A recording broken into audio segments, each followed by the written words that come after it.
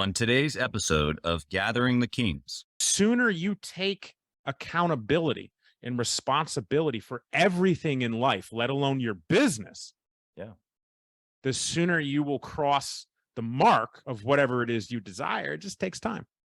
You are listening to Gathering the Kings with Chaz Wolfe, featuring fellow 7, 8, and even 9-figure business owners who have real battle scars from business and life, but have prevailed as the king that they are designed to be. We welcome high-performing entrepreneurs to the stage in order to reveal the real of the real on what it takes to build a successful business today. We dissect the good and bad decisions they've made along the way that give a true and accurate picture of the journey of success and how you too can get there. Through this dialogue, you will learn the value of growing your network and surrounding yourself with power players and kings like today's guest. Grab your pen and notebook because we're about to dive in. What's up, everybody? I'm Chaz Wolfe. I'm your host, Gathering the Kings podcast. Today, I've got CW, Mr. Warrens. How are you? I'm very good. First and foremost, thank you. Thank you for the opportunity. Thank you for being here. Thank you for having me here is how I should really say it. No, I appreciate you having me. Yeah, dude. And but I don't want to interrupt you. Thank you. What's going on, man? How are you? You know, it's incredible to be able to talk shop on a podcast with another guy who's had a podcast for a long time. And then in essence, I find myself doing the same thing when I'm on a show is you get in the lane of what we've always done. Yeah. So this time you get to sit back, you get to relax. Cool. So it's all good. You know, I want the listeners to know you got a lot going on. And so I want the listeners to kind of have a grip of what you're doing. First off, I want to say on your behalf, just in case maybe you don't say it, that you've served our country, and maybe you go into a little bit of detail there, but I just want to thank you for that publicly. It's a big deal. It's a big deal to my family. I take that stuff seriously. So thank you. And please take the stage. Let us know maybe what business or businesses that best define you as of now. Yeah. You know, first things, thank you for thanking me for my service. It's still one of those compliments that I don't have a problem getting complimented. I used to be like, no, you can't compliment me when I was confused on how things worked. But it's still one of those compliments where it's a little uncomfortable because to me, I was just doing what I needed to do. You know, I was in high school when the towers came down, and it really compelled me. On top of that, I didn't want to go into student debt, and we couldn't afford to put me through college. So I was like, well, this is clearly the answer, going into the military. But before I get into me, I just want to thank everyone for basically tuning in and giving me the opportunity to explain my perspective on life and business. I'm just honored to be here, and I'm very thankful. So I want everybody to know that. And I want everyone to understand that if I can help one person today, I'm a happy man. And that's really what it comes down to. And as a teacher, that's really fundamentally what I am. I'm a teacher. That's my purpose in life, is to teach. I just enjoy teaching. So I'm excited to get interviewed, chop it up, deliver as much impact and value as possible. And the whole thing started when I was 19. I went into the military, and I ended up serving for the 101st Airborne, which is a division in the Army. I was a grunt. I was in the infantry and carried a 25-pound light machine gun. It's called a SAW, an M249. For anyone aware, it's quite a monster. It has a cyclic rate of 1,200 rounds per minute. So if you had an infinite amount of rounds and held the trigger down for a minute straight, assuming there was no jamming happening, which they jam, they would shoot 1,200 rounds in a minute. Nice. It's a monster. And I served 2 tours in Iraq. The first tour, I was wounded in combat. I received a Purple Heart. And the second tour, I was not wounded in combat, and I came home. So that's the military explanation. I'm excited to be able to provide value to veterans now getting out of the military and transitioning into entrepreneurship. But I don't want to get too far ahead of ourselves. So I'll let you kind of open it up and pitch me the No. So I mean, obviously, just thank you for not only laying that foundation, but dude, just for the fact that veterans have an opportunity. I mean, there's lots of opportunities. But for guys like you to have gone through those situations, I have a very close friend of mine that had three tours. Oof. And it tells me stories of kicking indoors, man. So it's like, it's a whole nother level. And so I not only appreciate what you've done, but then also what you're doing for guys that have followed or done similar that you have. I think it's just incredible. So from a business perspective, you've got a lot going on. You've got an umbrella company that owns all these other things, and you get your hand in a lot of projects.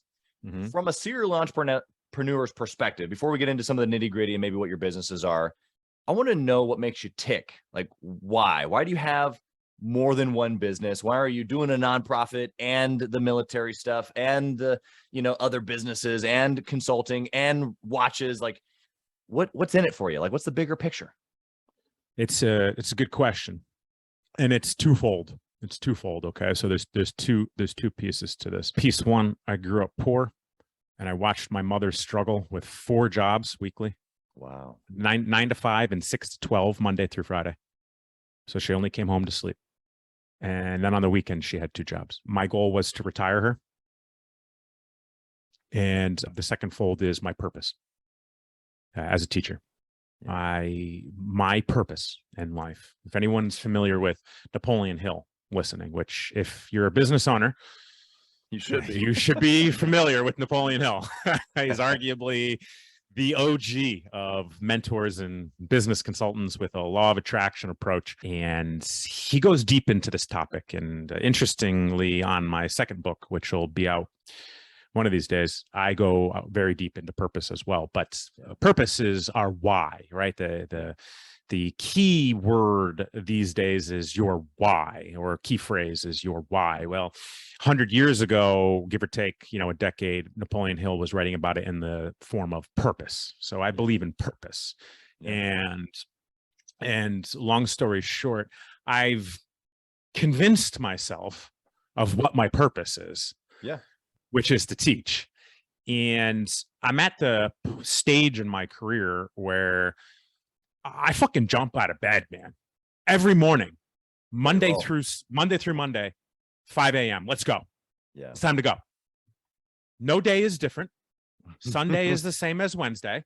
Yep. Same morning routine, same walking of the dog, same working with the family, same gym. Yeah. I'm in the gym at the same time. Yeah. I'm at work at the same time. Doesn't matter if it's Sunday or it's Wednesday. And sometimes on the weekends, I have a lighter load. Sure. So if I want to sit on the couch or, enjoy myself and do whatever. Yeah. That's the little bit of a difference. But the point is, I'm driven by purpose to deliver my philosophies, my view on the world, my philosophy, impact, influence, and hopefully value. Yeah. So that's the 2-part answer to your question. Did I answer your question? I love it, man. I think that you and I have a very similar piece on that first piece, just because of, single mom family in my scenario and working 3 jobs constantly, still to this day, just the hardest worker that I know. Right. And so I just appreciate that. Moms are tough, right? Bro, way tougher than dudes. I don't know how. No. I have kids. I have 4 kids now. I'm married. Yeah. We do the thing together. I have no idea how she did it. I have no conceptual understanding of how she pulled it all off. I just don't know. Right. So the only thing I've delineated it down to is thank you. Yeah. That's all I can say. There's a huge disconnect, right? Because, and I say this as hopefully professional as possible, but babies came out of women. Yeah. Primarily. Yes. Right. That's the disconnect. Like, we'll never understand that. Like, no matter how much we try to conceptualize it, we'll never understand what it means, right? Or how it feels. So I think that's the difference. Yeah. Moms are like, these came out of me. I will do whatever needs to be done. Yeah. Yeah. It's another level, man. I mean, you're talking about Napoleon Hill, definiteness of purpose. As an entrepreneur, we know these things. And obviously, as you said, generally speaking, we're wired different. I mean, biologically speaking, that's how it works. But you're right, man. You cannot go past the things that I see my wife do. Now we've got a 4-month-old, bro. The last 4 months, and it's our 4th. So she's not sleeping. No. Right. No chance. No chance at all. And it's just one of those things. You don't really talk about it. You just do it. Get it done. Get it done. All right. So let's get into practically here. I want to know real quick here, actually 30 seconds. Tell me, you said you got kind of a couple of main companies. You got a lot going on, but give the audience just a quick snippet of, from a business perspective, what industries are you in? What kind of deals are you doing? That type of a thing. Yeah, the primary industry that I'm in is I'm a full-time independent watch dealer. So I'm not associated with Rolex, or I'm not associated with Breitling, or not associated with Audemars Piguet. However, there's many of us that are independent, and I deal everything. Audemars Piguets, Rolex. I mean, Rolex is like Skittles. Breitling, Omega, everybody wants a Rolex, right? It's like the pinnacle of like, I've achieved some success. Like I want a Rolex, and trust me, I was there, but it keeps going. There's Audemars, there's Philippe Patek, there's Richie Millet, there's so on and so forth. So I'm in the watch industry, super heavy, super heavy. And it's fun, but that's my primary vertical, right? That's the primary vertical when it comes to business. In addition to that, I'm in the education space. I have e-courses. I have a published book. I have another one on the way. I teach a mastermind. I have a podcast. I have a YouTube channel. So the personal brand kind of intertwines into the education space, the social medias. But I teach, and I primarily teach entrepreneurs. I primarily teach mindset. And my strong suits that I really enjoy teaching is purpose, mindset in a macro perspective. Leadership is huge for me. And I like teaching males. I like to advocate for masculinity. And, in a time where it's shunned, I'm basically like, yeah, right. I'm going to teach the truth. But the point that I'm getting at is education. And then I'm also in real estate, fitness, and I'm recently getting into a nonprofit. And I think the right way of saying it is medical. Okay. All right. A lot going on there. So from a practical standpoint, breaking this down for the listener a little bit, I want to know of, maybe you use one of these scenarios as an example, or maybe you've got maybe a higher level perspective of building multiple companies, but it was a good decision that you made that the listener can take away right now and think, okay, maybe it was early on, because remember, they're six-figure business owner. They're trying to put the pieces together. They're likely doing too much themselves. I'm sure you remember these days. Mm-hmm. What was something that you did back then that they can walk away with here today? The asking in the sense of what made the change.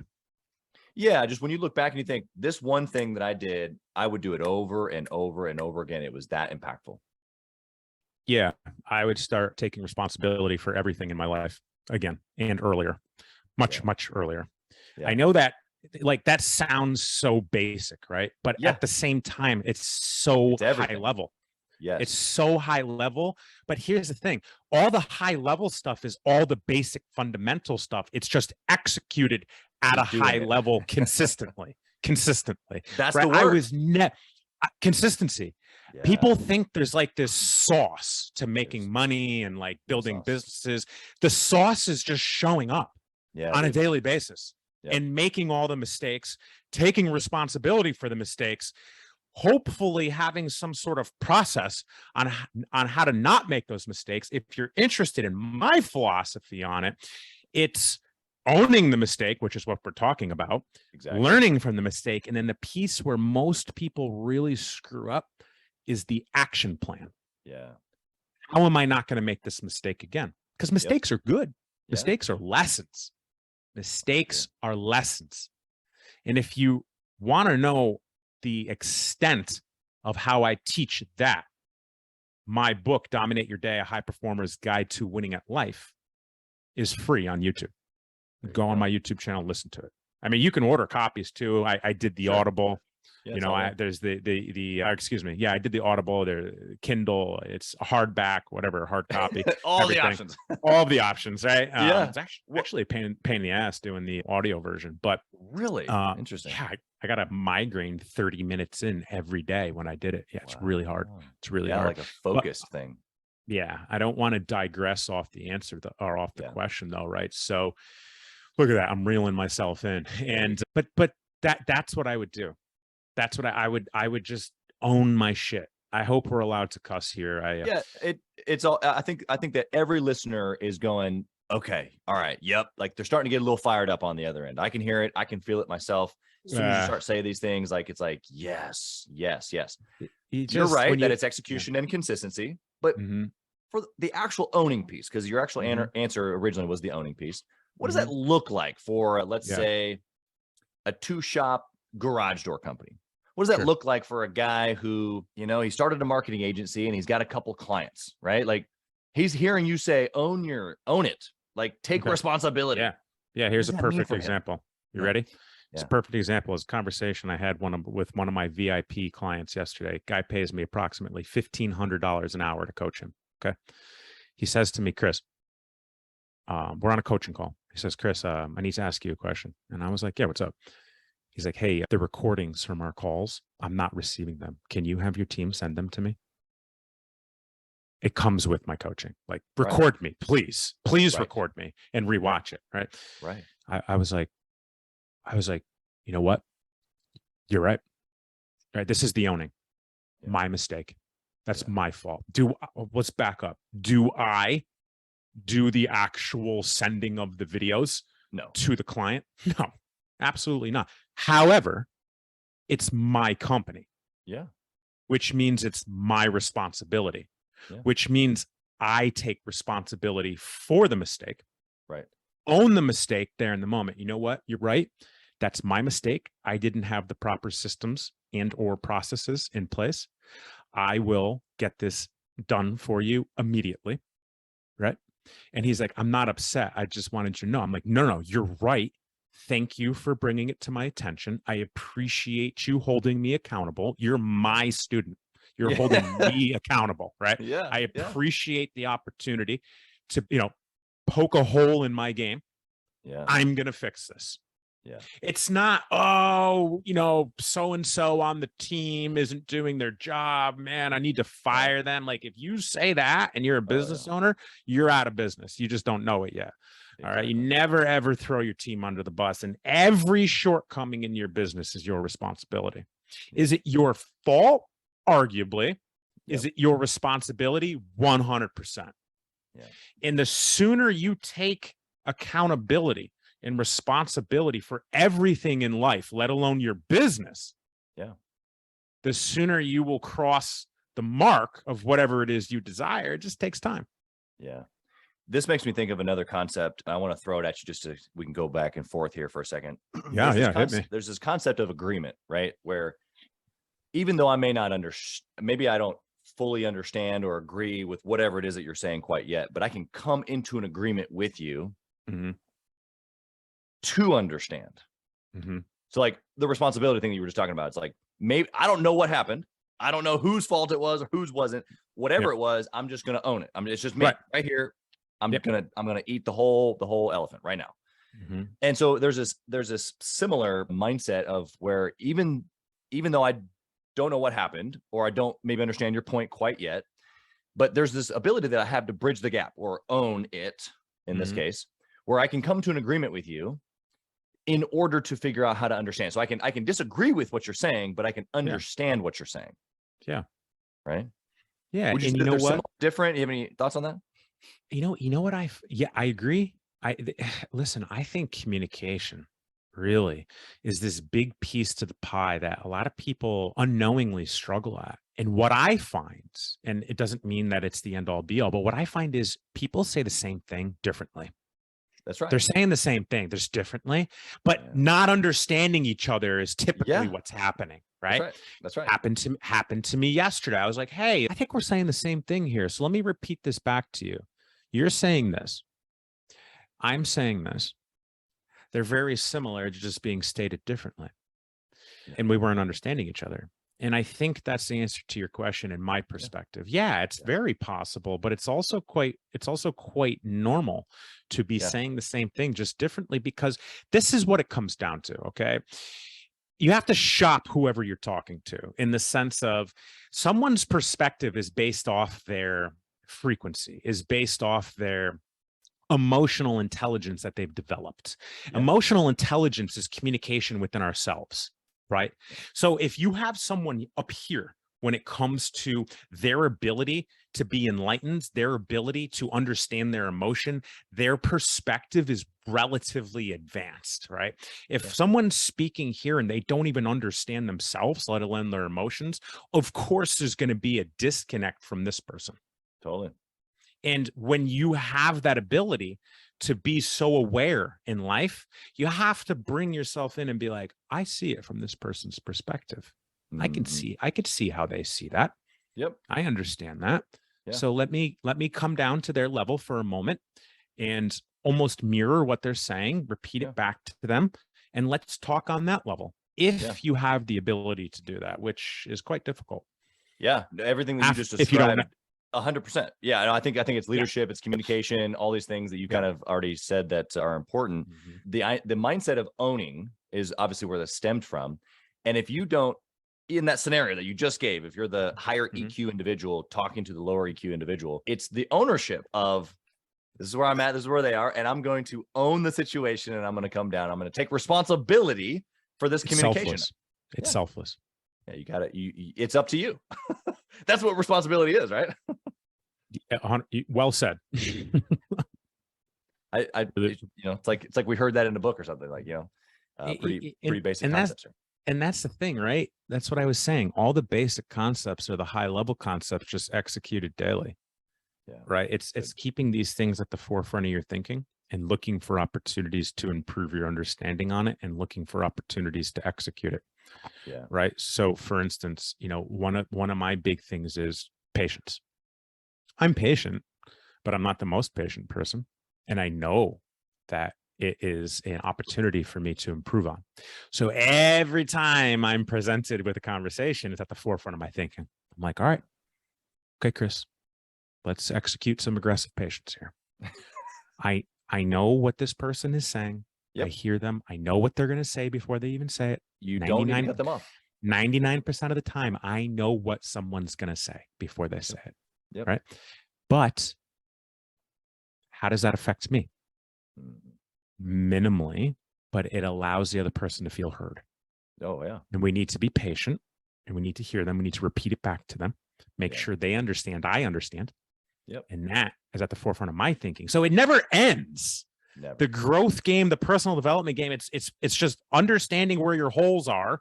The basic fundamental concepts are the same high level concepts, or said differently, high level people use basic concepts. Yeah. Yeah. It's such a clear understanding, because here's what we have, especially I would say in the last like 10 years, there's this, internet guru phase that we're in, and there's not really a secret, to your point earlier. No, there's not a secret sauce. Secret. Now, there are things tactically that you and I have done in business that maybe have allowed, marketing and sales and client fulfillment and finance to work in our favor. But mindset wise, it's like, no, it's just the basic stuff done every day, consistently over a long period of time. And it's just really, really encouraging. At least I hope the listener feels encouraged to hear that, because from my own perspective as well, that's the exact same thing. It's like, I even tell myself now, even like, look back the last 10 years, all you did was this every single day. Just keep doing the basics every single day. I want to flip the coin here. I want to talk about maybe a bad choice that you've made. You gave us quite a bit. We went a lot of different rabbit trails on the good choice. Something that you did that was just maybe kind of practical inside the business. You can warn us from, keep us away from making the same mistake. I'm going to answer that. Can I reinforce what you're saying for a second? Yeah, please. Yeah. I want to put this on display for the listeners. Okay. Just before I got on this call, I'm texting with my buddy. He's 28 years old. He makes like $4 million a year net. Okay. My workout partner is a 7-figure earner net. The people that I hang around are 7- and 8-figure net earners. Net, not gross, net. Right. There's a huge difference. Okay. Oh, yeah. We don't talk about fancy shit. We talk about the basics. We talk about the basic concepts, just how we go about doing them. Yeah. So it's, and these are just 7 and 8 net figure earners. When I say just, I've been around 9. My buddy's a 10-figure, or he's worth 10 figures. If anyone's not familiar with what 10 means, that's billions. Okay. The people that I learned business from own billion-dollar corporations. Okay. We don't talk about fancy shit. I talk about the same basic mundane crap, just from our perspective. Yeah. My perspective is I'm going into year 15. I made all the dumb mistakes, which we're about to talk about. I should also plug in my computer. Don't die on us. Don't die. And listen, this is the stuff, right? Like, it doesn't matter how experienced you are. Like, stuff happens. And I should have been more prepared, and I wasn't. But this is a perfect example of being vulnerable, right? And I love to be vulnerable. Yeah. Well, it makes it real. And I love how the point that you're hitting all the way home here of that even at a level of 7, 8, 9, $1 billion, that it's about the basics. And I think that even for myself, maybe you can speak to this before we move on briefly for you as well. But as I started getting to higher levels and joining groups and masterminds, of course, you have one, I have one now, but it's like, it was like I was looking for that thing. And I still think there's a reason to look for that thing, because there's that one connection, or that 100%. The unknown is worth doing all of those things. Yeah. But perspective has changed. It's not, I don't think there's a magic thing. I just need to, now I'm just doing the basics. The basics is I'm networking, I'm connecting, I'm pouring into others, I'm building a brand, I'm adding value wherever I go. Like, that's just the basics. And that just happens to me. I'm putting myself in rooms or on a podcast with guys like you, where who knows what happens. And out of that, it looks like, oh, okay, well, there was a secret sauce or something that you picked up. Maybe it was a nugget. Yeah, but really I was just doing the basics of the work of having a podcast, or going to a meeting, or meeting somebody at a conference, or whatever the thoughts were. Do you want to add, kind of nail this all the way in? No one listened to my podcast for the first 3 to 4 years. I had maybe 50 listeners, and it would grow slightly. Moving into year 6, it's vastly larger. Like, right. It's mastering the inefficiencies. Yeah. It's constantly doing the mundane, basic, inefficient shit that you don't want to do. Yeah. I still personally, as the owner with a team, and a good team and a large team, sign my own thank you cards for my clients. Yeah. Right. You make a purchase with us. Doesn't matter what the purchase is. Could be $100,000. It could be my book for $20. You get a hand-signed thank you card, and I still do it. Not all the time, but I still do it. I'm not too good to do it. Trash needs to go out. I do it. Recycling needs to go out. I do it. Shit needs to get cleaned up off the road. I'll do it. Mastering the mundane inefficiencies. Yeah. And being selfless enough to do them. Yeah, that's the ticket right there. Yeah, that's the key. Yeah. So mistakes. You want me to talk about mistakes? I want you to get into the dirty. Sure. You want what kind of mistake you want? You want something to advance my career faster, or like a big financial mistake? Like, imagine yourself $3 million revenue. Maybe you're 600,000-700,000 in revenue. You got a little team. Yeah. And then this thing happens, and it could have taken you all the way out, but it didn't. Yeah. And you're trying to keep us from it. Yeah. I think the answer simply is understanding yourself as a business owner, right? Understanding who you are. Okay. Right. The quicker that you do that. Sure. It's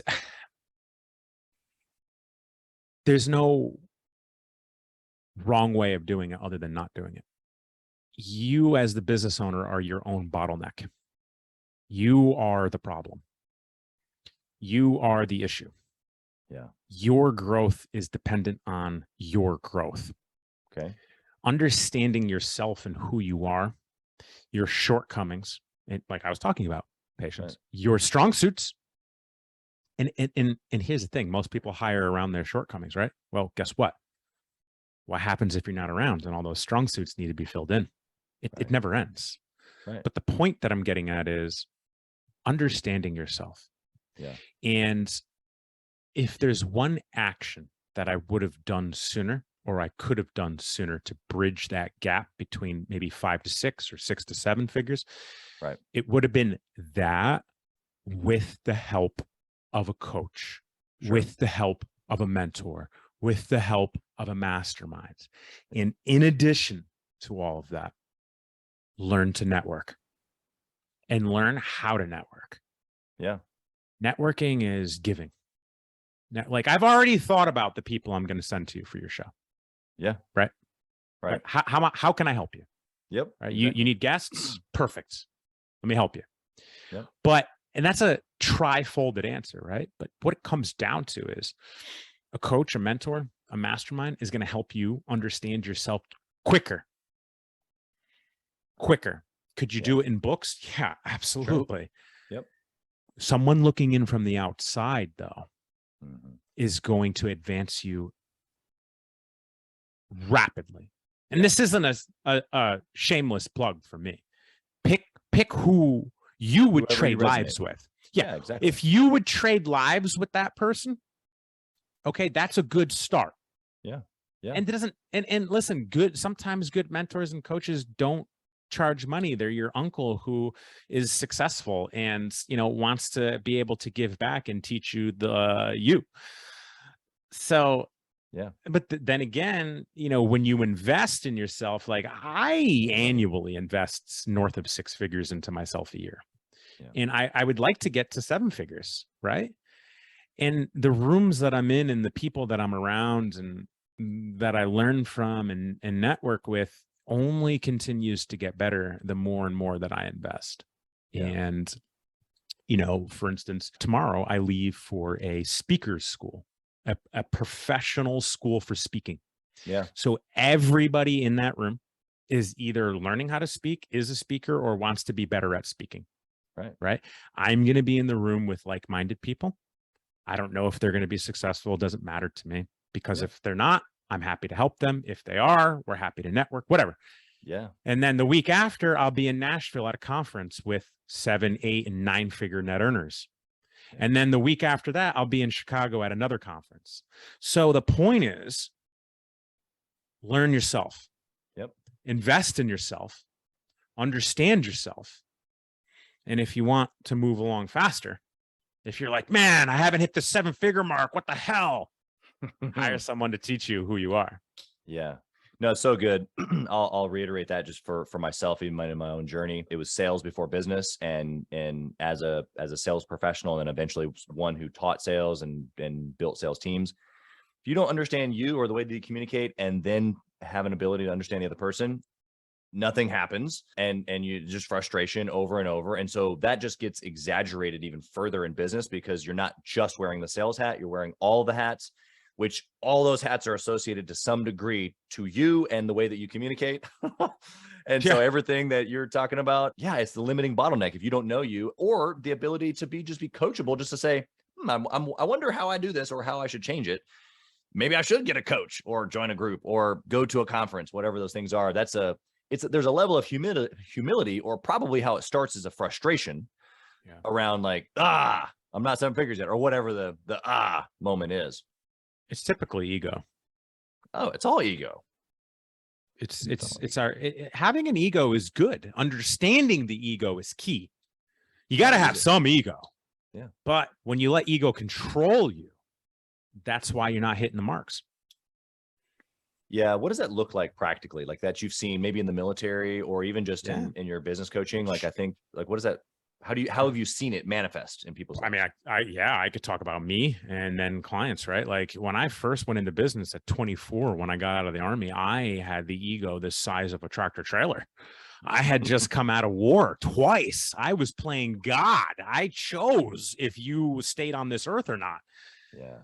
That's not the case when you're going to community college and you're trying to build a business, and you're in a recession. This is 2008, right? I got out into 2008 and got started in business as a personal trainer. But, my ego was I couldn't accept help.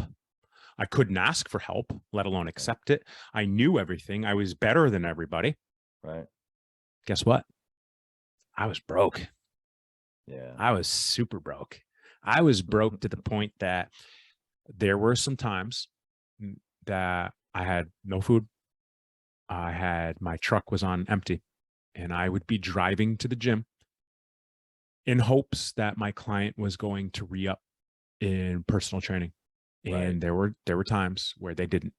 And I had to learn some humility and find someone to loan me $20 to put some gas in my truck and buy some ramen, maybe some rice, and feed myself and my dog at that time, because I didn't even have dog food. Yeah. So ego, understanding your ego is vitally important. and it will keep you from the marks that you're looking for, especially if they're eluding you for long periods of time. You got to look in the mirror. Yeah. All of these topics I teach, not only in groups and one-on-one, but so if you're interested in a literary form or audio form, but in the second part of that question was with clients, right? Yeah. Can you just reframe it for me so I understand? Yeah. What have you seen? I mean, obviously you're dealing with some pretty high level business owners. And so maybe the person listening today isn't a 7-figure earner, but how even at that level have you seen them let their ego keep them, just like you were just describing in your own journey there? Sure. This was a wildly liked post I put on my personal Facebook page last week, which is an easy way to recognize new money is they're always talking about it. So listen, there's going to come a point where you're making money, all right? And your ego is going to dictate how you conduct yourself. And I personally get turned off by people that are boastful about new money specifically. The wealthiest people I know, and I'm talking billionaires, they don't talk about their money. Yeah. The conversation that I had with a billionaire a few weeks ago, I think it was about a month ago, we were meeting for coffee. I'm his watch guy. He needs his watches done, right? And he looks at me. This is the day that the stock market went down 1,200 points. He goes, Chris, you know how much money I lost this morning? It was 11 o'clock in the morning. And I was like, what'd you lose? He goes, 13 million. Wow. I was like, this morning? He's like, this morning. Jesus Christ. Yeah. Yeah. But they don't boast. They don't care. Just another zero, really. It's just a zero and a comma is really what it is, right? Like the difference between 6 and 7 figures is a zero. Yeah. Like think about it. It's a zero and a comma. So I think that it's a big hindrance when someone starts. First things first, you can make $1 million in your business being good at one thing: sales, marketing, garage doors, right? But when you get there, maybe your profit margin's like 25% or something like that. You're making $250,000 a year. Like that's good.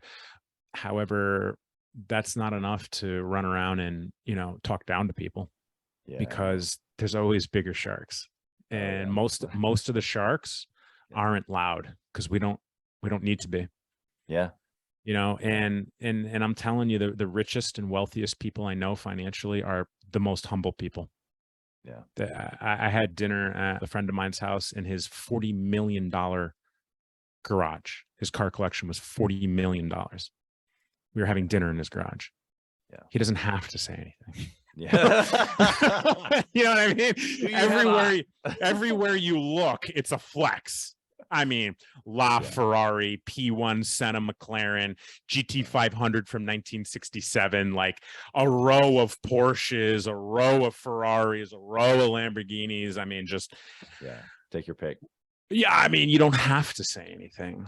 And I think money accentuates ego in this case for business owners. And I think that would be the answer to the question, in my opinion. Did I explain it well enough? No, you did a great job. Thank you for that. I had a guy, it was actually one of my first podcast guests. I didn't know him, but I knew him through a good friend of mine. Good friend of mine is very successful. And this other guy is too. But he didn't know me. And I don't know what kind of research he did, but he thought I was just maybe just an online sales guy. I don't know what he thought, Yeah, you're just a podcaster or something. Yeah. You could tell immediately that it was he had positioned it like this. Yeah, and I just don't care. Like you think what you want, bro. Think what you want. I don't really care. Mm-hmm. You don't come with me to the bank. You don't come with me, downstairs when we do the family stuff. Like it doesn't matter. Mm-hmm. But through conversation, naturally, talking about number of employees, talking about different struggles or wins in business, he started putting some pieces together and going, how old did you say you were again? And you just kind of smirk and you go, yeah, it's no big deal, man. And you just let them come to their own conclusion that crap, I put my foot in my mouth, and it's okay. It's no big deal. Even in that moment, I didn't want to prove him wrong or anything. I just what unto what? But there's nothing to prove. Yeah. I had someone on my show recently that spoke to my mastermind. He boasts he's a 7-figure net earner, spoke to my 8-figure annual for his business, spoke to my mastermind, spoke on my podcast. I sent him and his family a package for coming on, for speaking at my mastermind, thank you cards. Yeah. Then he finally comes on my podcast and I was like, hey, did the shirts fit? Oh, I completely forgot about them, this, that, everything else. Starts talking about his money and whatnot. And I asked him, when the show was coming out, I was like, hey, did you get to listen to it? So on and so forth. And he's like, no, I'm really busy. I have like 19 meetings this week and I'm going on Dave Metzler's show and a TV show. And I'm like, okay, cool. Like, I hope you get to listen to the show and, let your audience know about it too. Yeah. And he didn't at all. Didn't even comment on it, but went on Dave Metzler's TV show and pumped that. Right. Sure. And the irony is it's the least listened to show and viewed show that I've had in the past, I don't know, year, maybe two. Yeah. And on the show, I was explaining to him the efficiency of having both a personal and executive assistant. Yeah. And I was like, I'll send you over my job listings. I have two. I have them both, and they're fantastic. And I've had several of them. And he's like, both? And I'm like, there's a difference between your dry cleaning and changing your oil. That's personal. And your emails, which is executive. Yeah. And he's like, oh. I'm like, yeah. Hi. So the point is, right? The ego, when you allow it to control you, it's going to give you a glass ceiling, whether it's 6 figures, 7 figures, 8 figures, 9 figures. Yeah. We're moving into 11, 12, and 13 figure businesses, and like, it's all possible. Stop? Yeah. Don't let the ego get in the way. Think about it. Like, Amazon's a $500 billion company at this very moment. In our lifetime, they'll be $1 trillion company, most likely in the next like 5 years. Yeah. So it's here. The trillions are here. Yeah, 100%. And such a small thing to keep people back. And I would say again, dialing this all the way back down to the guy that's just like, dude, I just want to like not have to go to the job site every single day. I want to have a business, not own my job. I still think to this point, ego is probably one of the biggest things keeping that person on the job site. Yeah. So let's turn the corner here. My speed round's usually kind of wrapped up into a few things, but I want to throw one major last question at you because we've gone in so many different thick, juicy directions. I want to know if C-Dub, we have the same initials, C-Dub. If C-W on your side, if you could whisper in the younger Chris's ear, what would you say? Yeah, everything's going to be okay, man. And enjoy the ride. I probably didn't enjoy the first decade. I was chasing money. I made good money. I made $10 million before year 10 in business, selling gym memberships as a gym owner at $25 a membership. It's a lot of memberships. Yeah. I equate that to edible arrangements baskets. I've sold a lot of those, man. Yeah. Exactly. But you gotta fall in love. You gotta fall in love with it. And like, I work incredibly hard. My team is, I'm almost tearing up right now. Like, I'm just grateful. And the shift is purpose. The shift is love. The shift is empathy. The shift is impact. The shift is influence. The shift is pouring into people and watching them succeed. Whether it's a client scaling past the 7-figure mark. I got a 26-year-old in year 1 who's going to hit 7 figures this year. And I'm like, yes, dude, you're 26. Seriously. Or, someone on the team buying a house, like big deal. Yes. You know what I mean? And you're probably familiar with this. There comes a point, right, when you embrace all that. It's not about you. It has nothing to do with you as the business owner. Nothing. You're just the leader. Yeah. And you start doing it for your people. Yeah, it's an honor at that point. Like two people on my team want to buy houses this year. They're going to buy houses. I was going to say, it's done deal. It's going to happen. Yeah. You know what I mean? Like, And it goes beyond that, right? It goes beyond that. They're milestones is what it comes down to. And if you can fall in love with the process, everything that you desire will come. The key is to fall in love and believe in yourself. You have to believe in yourself. If think about Michael Jordan, think about Muhammad Ali. I'm competitive, right? So I'm going to use athletes. Wayne Gretzky, Mike Tyson, they thought they were the best well before they were the best. You have to convince yourself. You have to reprogram your subconscious. I'm the best. Yeah. I am the best. I am the best. I am a multi-billionaire. Yeah. I mean, we'll get there, but you 100%. convince yourself that it's happening. Yep. That it's happened. And in a very roundabout way, the answer to your question is that it's good. It's that, man. It's deep. I appreciate your perspective, your philosophy, as you say. I just think it's so rich with history and actual knowledge. Even though, it's funny, a lot of guys, even myself, I'm used to just getting into the weeds, just tactically, let's just build, and there's a level to that, obviously, that we have to do, building teams, people, businesses, sales. But when you have time to talk on this level, especially with guys that are at your level and above, which, to your point, getting a coach, joining a group, whatever it is, going to conferences, it just stretches you, man. You can think in a different way. And so that way, when you come back to do the mundane, not only do you have the energy and the fortitude to do it, the consistency piece, but now you think differently. You are different. So I just appreciate you delivering that to us here today, man. I'm different for being able to chat with you today. The listeners are different. How can they find you? Whether they want to buy a watch for $100K or they want to get some warrior coaching. How can they connect? Oh man, guys, first things first, just again, thank you for giving your time and listening to what I have to say. It's a feeling of gratitude that pours over me to have these types of opportunities and speak to people that I've never met and hopefully make a difference in one person's life. So, if you want to follow me and or connect with me, I'm pretty active. Like, if you email me, you will hear back from my team and or me. If you DM me, you'll likely hear back from me. It might not be that day, but I like to talk to people, like, even if it's just one interaction, right? It's like, right. Let's go. Let's fucking go, get after it. But the point is, my website's chriswarrens.com.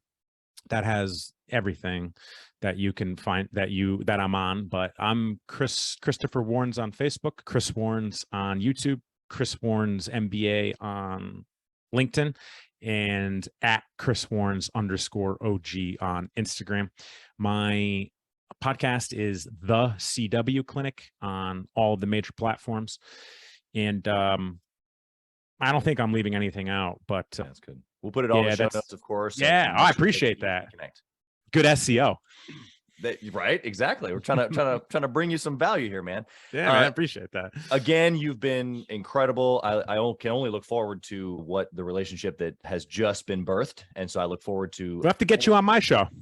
Would love that, and to be able to go back and forth with you again. But just in all seriousness, you did a great job of thanking for the time and being appreciative of the audience. We are appreciative of you, and I don't just say that because I'm the host, but like today I'm better because you're here. So thank you for that.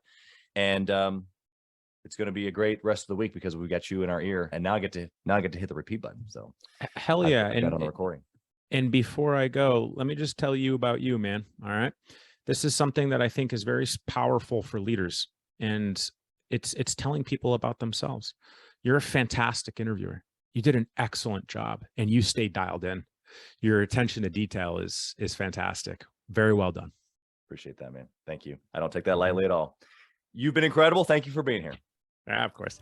Thanks for listening to Gathering the Kings. We hope you got a ton of value today and learned a thing or two about taking your business to 7 figures and beyond. If you desire more and want a community around you to help you get there, I want you to go to gatheringthekings.com. That's gatheringthekings.com. And I want you to apply for our next Becoming a King 90-day intensive.